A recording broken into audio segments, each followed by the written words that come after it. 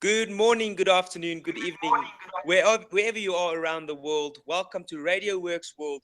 I am Casper Moodie, your champion's host, and I am excited to be back this morning to help you, inspire you. If you think that that goal you want to reach is too far or it's too late, I'm here to tell you it's never too late. The time is now. You have to make the decision for yourself and just look at that goal and start working towards it and build a dream around it and live the dream.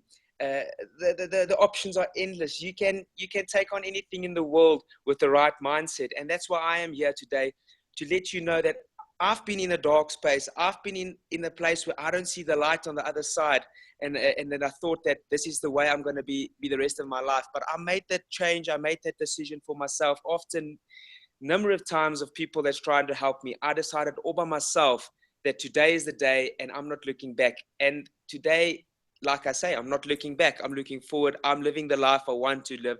I'm living the dream, traveling the world, doing the things I love, the sport, having my family close to me. And really, on this Friday morning, there's no reason for me to complain at all. Good morning to you, Marina.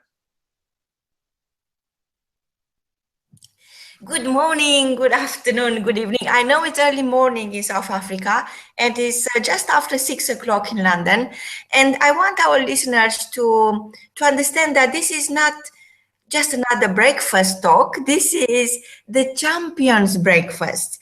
This is something that is happening in front of you, and it's just so close for you to reach out and connect with Casper and join the Champions League, because you are running now the Champions League, Casper. And I think people from different path of life, from different countries, from different are ready to join you. Tell us more about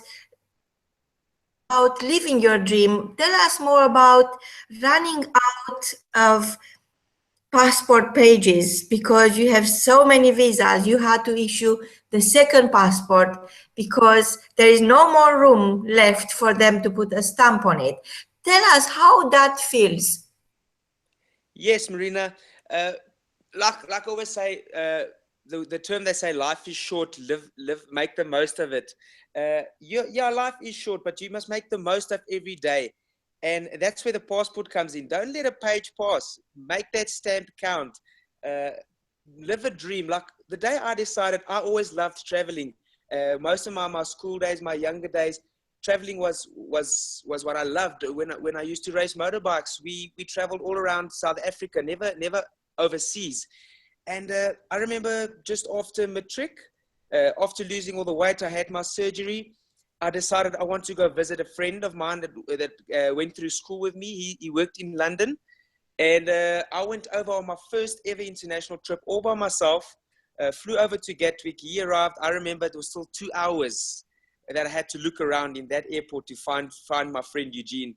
Eventually, I found him, and that was the first click that I felt that I need to travel more, but I need to make a purpose. Why am I traveling? Not just to visit friends, but I want to make a difference for the reason that I'm traveling. And that's where the sport also came in, a triathlon.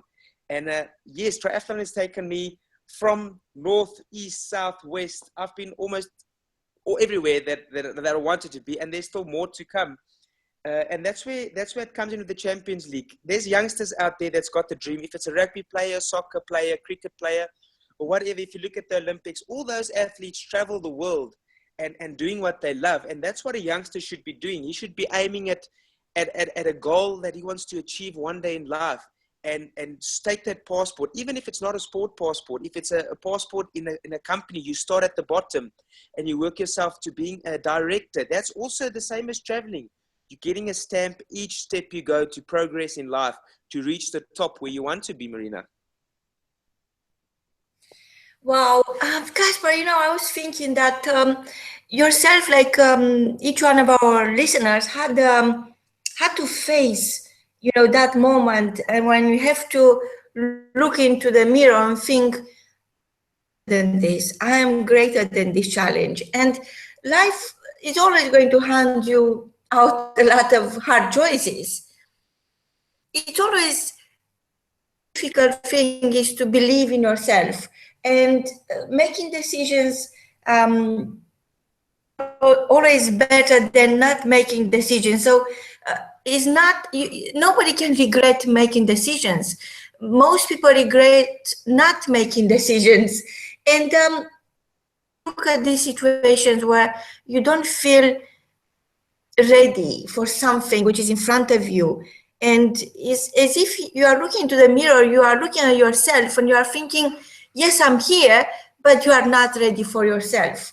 And I know that most of our listeners will relate to this, because how many times in your life you had a great opportunity to become thing, your next best version, and yet you pull out thinking, oh, how I'm going to lose this weight, or how I'm going to release this habit, or how I'm going to get there from where I am. And I think, Casper, what's happening when you find yourself alone in that place where it's entirely up to you, is either you make that decision or you don't. And I think what's happening, you can't see anything in between where you are and where you want to be. Like yourself, when you're a little boy, you're overweight, you're having a lot more weight when you're 10 than now. So you had to fight that, and you had to look at yourself and decide that there is more to life, and decide that, yes, I'm here and I want to be there. I want to be an athlete. And I don't know how I'm going to get there, and I don't care, but I'm going to get there. So you stood there like on the top of the mountain, looking at what is possible for you, not really knowing how we're going to reach, and yet you grew your own wings. You decided that the reason I have nothing but myself is because I have to grow my own wings. I have to make my own decisions. Tell us more about your experience of feeling alone and that feeling that the only one who can make the difference for you is yourself, believing in yourself. Yes, Marina. Evidence is a big thing, or progress, and when you start seeing results, that is one of the biggest parts of motivation. But in a weight loss journey, I'm saying every week, it's not a death sentence or a jail sentence, but it's also not the sunshine and all nice stuff. There's tough days, there's hard days, there's days when you'll sit alone and think and ask yourself, why me? Why am I overweight? Why am I struggling? Why is it me? Why is these things happening to me? But they're happening to you for a reason. You may be struggling with motivation in life, and then you overweight, and you fighting this battle, and it makes you a better person. It makes you a more motivated person, like myself. And you sit and you ask yourself, why me? I'm struggling today. I don't feel the need to go train. I don't feel up for it to go make something healthy to eat. It's just easier to go to the shop. But then just ask yourself, why did I start? You've started because you went through these emotions that you were struggling to make the right decisions. If you can just convince yourself that you are a better person, there's a little one inside of you, or a soul inside of you, fighting to come out to be a better you. You will make the right choices. Live healthy, train, and be happy. As soon as you start feeding your body and train and be healthy, you'll be a friendly person. You'll be much appreciated around others. You'll shine down on others. And that's where I see in my daily life, although I'm quite a shy person, when I don't take compliments very well, like I said before, but to hear that, and times like I'm alone at home, and times get tough, I just think of the compliments and the achievements that I've achieved up until now. Then there's no reason whatsoever to turn back. And that's where you have to be motivated. Once you make that change and the changes get seen by other people, that will motivate you not to go back, and you'll inspire other people. So when you get to that dark space and you sit alone, like most of it, even now, there's days where I go through where I sit and I have a 4-hour day ahead of me, or 3.5-hour day of training ahead of me. And I think, I haven't even started with the first session. There's another 2 after this. How am I going to get through this day? But then I think of the bigger picture, that I'm going overseas again soon. I'm competing overseas. I'm going to be doing what I love. And I am here now because I gave up all that and I've trained and I've sacrificed a lot and I'm enjoying it. And that just motivates me to get up and start my day and get through that day. And that's the key, Marina. You must just think positive where you've come and where you are now. Even if it's a small progress, and if it's 2 kilograms, you think back 2 kilograms, that's gone. That's forever. I'm in the right path. So the next 2 is in front of me. So work towards what is in front of you. Leave what is behind you. I always say it never gets easier. You just get better. And that's a key thing to remember in life. Like triathlon. I remember my first triathlon. I walked when I got onto the run. And after 2 yes, that's true.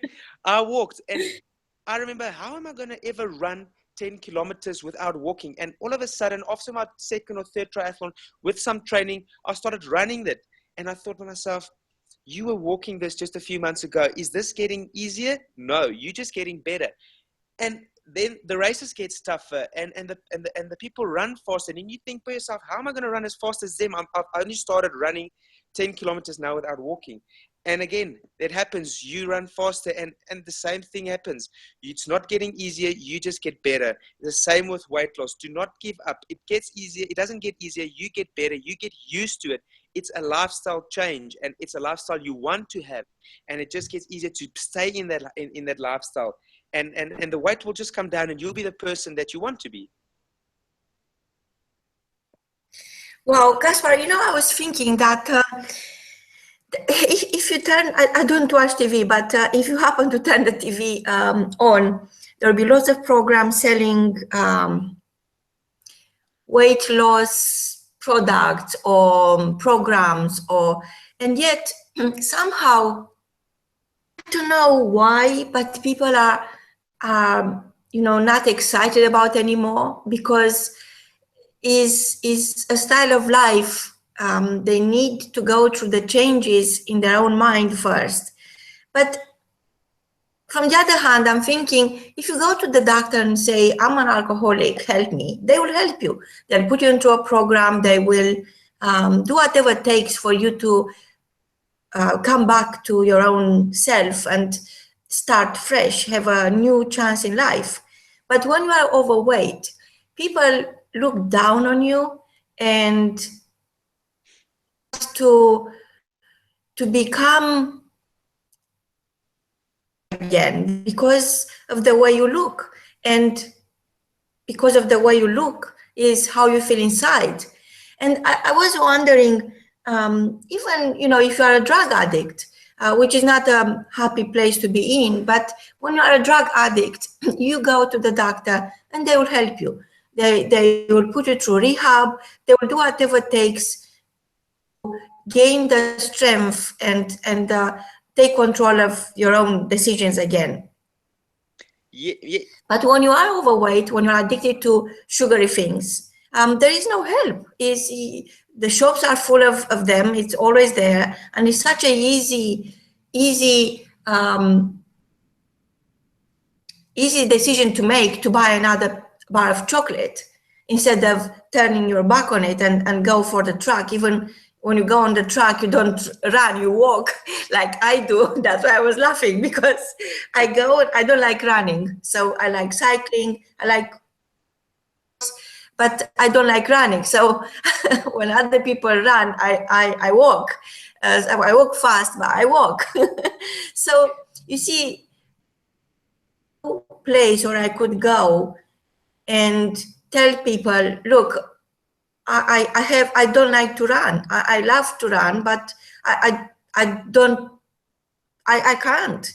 And it's as if it's not important, but it is very important, because and you are facing this image of yourself, the one everybody sees. It's very hard to imagine how you could be like, how your life could be like when you are going to release the weight, because it's not about losing the weight, it's all about releasing the weight by choosing a different lifestyle, by making better choices, but making your own decisions each day.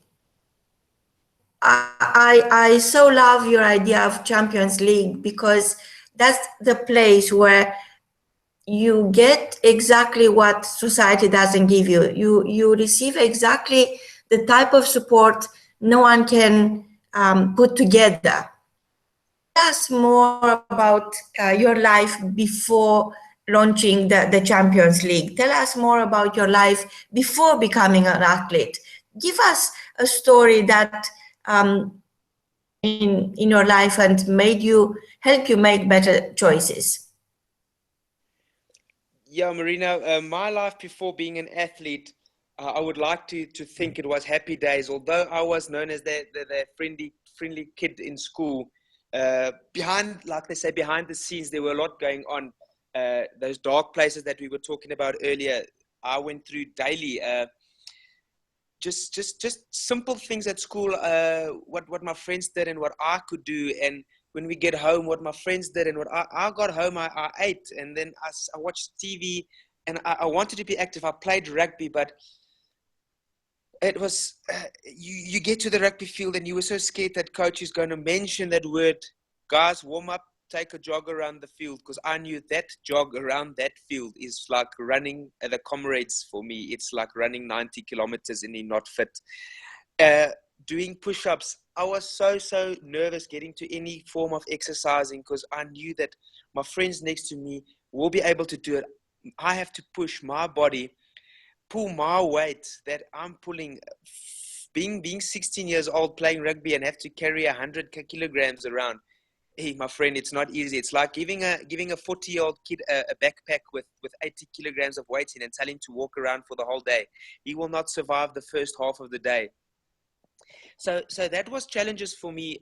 Waking up in the morning, getting dressed for school. You get dressed looking at yourself in the mirror every morning. I remember, put on your pants, put on your belt, put on your shirt, and it just didn't look right. My shirt was a short sleeve shirt, but it looked like a long sleeve because it was for a guy that's about 40 years old and double my size. But I had to wear it because that was the only thing that fitted me. The pants that I was wearing was so big. It was, we made it shorter for myself, but it was so wide. It looked like almost like a dress, a long dress or whatever you can call it. And then my belt, you couldn't even see my belt, because my stomach was covering my belt. And I had to face that every morning, even before my day started. So I had to face things like that, and then try and make something positive just to get out of that door and go to school. And that's where the friendly side of me came out, always smiling, always helping others, giving others, letting friends visit me on weekends, because my mom always made the best food, and there was always everything at my house. That made me feel like, okay, that's positive. I look, sorry for my words, I look shit looking into this mirror, but at least my friends accept me for what I do for them. And that's just the only positive that got me out of that door and got me to school every day. And then yet again, after school, I get home alone again, watch TV, and then the thoughts start running again. I want to put on shorts, I want to put on a shirt, but my shirt is hanging on my knees because it has to cover my stomach. And lots of things like that. So although there were positives, you had to look and dig very deep for those positives, Marina. It really wasn't easy. And I've mentioned it before. When people tell me now, wow, you've lost all that weight, you look incredible. And then I just say, and then what do you do? I just say, it was just eating right and training. But since I've started the show with you, I've been going through the years of my school days, grade 1, grade 2, up to matric. And it was one hell of a battle. As much as I think now it was just training and it was just right eating, there was big things I went through in school, daily challenges, daily things. I had teachers telling me that you were fat. I got into class late one day. I will never forget this. And the teacher told me, you were late because you were eating again. Look how fat you are. That was her exact words. And I remember I still phoned my mom. I said, this teacher told me that I am fat. And my mom stood up for me and she was fighting for me. And I caused that fight because I was fat. I did eat too much. I was going on the wrong way. But yet again, my mom stood up for me. And it was unnecessary. I wasn't supposed to be that fat. I'm supposed to be a young, healthy kid. And where you mentioned earlier on with the drugs and the alcoholism, it is same as being overweight. It's a drug. If you go into a shopping center or a food market, that when you walk through the aisles, that is aisles full of drugs. It's same as a guy that stands on the street corner that's selling drugs. It's the same in a shopping center. You have to make that decision. Am I walking past this guy and ignoring him? Am I walking past this aisle full of drugs and going to the next aisle where there's food that I can eat? You have to make that decision. The doctor is not going to come to you and say, you have an alcohol problem. I need to help you. You have to get your mindset ready and right and go to the doctor and say, doctor, I need help. Same with weight loss. I can't go to you and say, listen, you are 20 kilograms overweight. You need to make a plan. I'll help you. You have to come to me and say, I have a plan. I have a problem. We need to make a plan, and then I will help you. You need to admit that you've got a problem and you need help. That's the only reason you will get help, and you will convince yourself that you need the help. Well, sometimes, I think that people are afraid of big decisions, and yet the decision that can change your life forever are the smallest decisions. Is things like, what you have for breakfast, and increasing the size of your portion and doubling the amount of exercise, and loving yourself more. I was thinking, Casper, that many, many times, regardless therefore alcohol, drugs, food, any kind of addiction, is for help, is a scream for not feeling loved. And love is something that starts within. And most people think that they have to chase love, where in reality, something you have for yourself is something that nobody can take away from you. Love for yourself is not being a narcissist, is not being infatuated with how you look. It's about respecting yourself. Many, many times people confuse love with external feelings, where, yes, I don't know about yourself, but love is something you feel inside, and it's so abundant that you could give to others. Like you were mentioning that period when you're happy to be around with the people you wanted to be like. They were your idols, and you wanted to show them your love and your support unconditionally, because you had so much. You got so much inside you that you had to share that with your friends. Even they perhaps won't necessarily understand what you've been going through, because they're focusing on their own journey. But you were grateful for being inspired by them. And this is what I'm saying when I'm saying love yourself more, because somehow you are going to meet the right people who are going to at home, and they will return your love. But make sure you love yourself so much that there is no question to give to others. Over to you, Casper. That's correct, Marina. And also, by loving yourself and being happy in your own skin is a major bonus in life. And you can give so much to others once you are happy. When you are filled with, overflowing with love and positivity or positiveness, or whatever the case might be, you've got so much to share. Like in my case now, I help so many people. I get so many messages on inbox on Facebook about people asking, wow, how did you do that? Is there a way? Or they ask advice. People will say, I'm starting this now. Will this be right? And for me, that just shows that what I've done inspires them, and they're asking for help and advice. And what I'm saying also is, if, like in my case, I've lost all the weight and I've been through the transformations and the surgeries and everything, and where I am now, I'm living life. Yes, when you're fighting a battle against weight loss, it's sugars and carbs and all of those things, bad carbs, that's out. But the way I'm living now, if you get to that goal, you can enjoy life. I still have a chocolate when I train hard.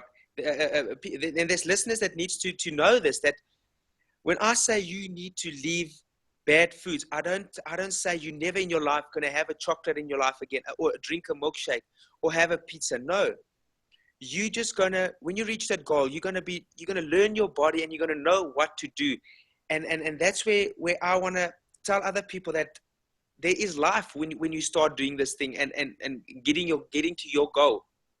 It's not a thing about it's now salads and vegetables for the rest of my life, or white meat and all of that.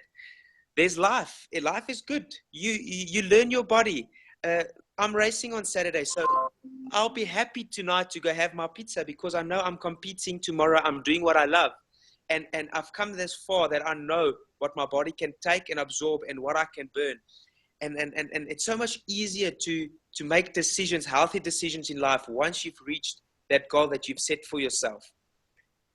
And Marina, I know we're cutting short on time, but before you say goodbye, I have to mention something about our South Africans before we leave the show, if that's okay with you. Of course. So I don't know, the Rio Olympics is on the go at the moment, and yesterday South Africa made history by taking bronze with Henry Schoeman in the triathlon in Rio. And what makes this so amazing, and Richard Murray was fourth, and I am the champions host, and those two are big champions, and that's why I'm mentioning them this morning. Henry Schoeman took on this challenge, and he came third last night. His first ever medal competing internationally overseas out of South Africa. And it shows you he's never been on the podium overseas, and he goes with the right mindset, the right preparation, and he goes and he gets silver. I watched the race from start to finish. To be honest with you, I had a few tears going down my cheek when he crossed that line. It was amazing. And secondly, Richard Murray, I think it was end of April, beginning of May, he crashed in Australia and he broke his collarbone. And if you know triathlon, swimming is very important, and everyday training is very important. And he had to fly back to South Africa to get surgery, be out the pool for a few weeks, and then try and get back in shape for Rio. And yesterday he came out of the water way behind the guys. He cycled his way up into the top 20, and then he ran himself into fourth position overall, only 5 or 6 seconds behind Henry Schoeman, that gave South Africa third and fourth. And just for the listeners out there, that is one amazing result. 2 champions that had so many obstacles on their path leading towards the Rio, and they just focused and had the right mindset, and voila, it all paid off. And I'm so happy this morning to be a South African and to know that we have made history yesterday at the Rio Olympics. Wow, Casper. So perhaps for our listeners would be a great incentive if you could reach out to them upon their return to South Africa and invite them to your show. From both of us, until next time, is goodbye. Definitely, Marina, I will get in contact. Thank you very much. Until next time, bye-bye.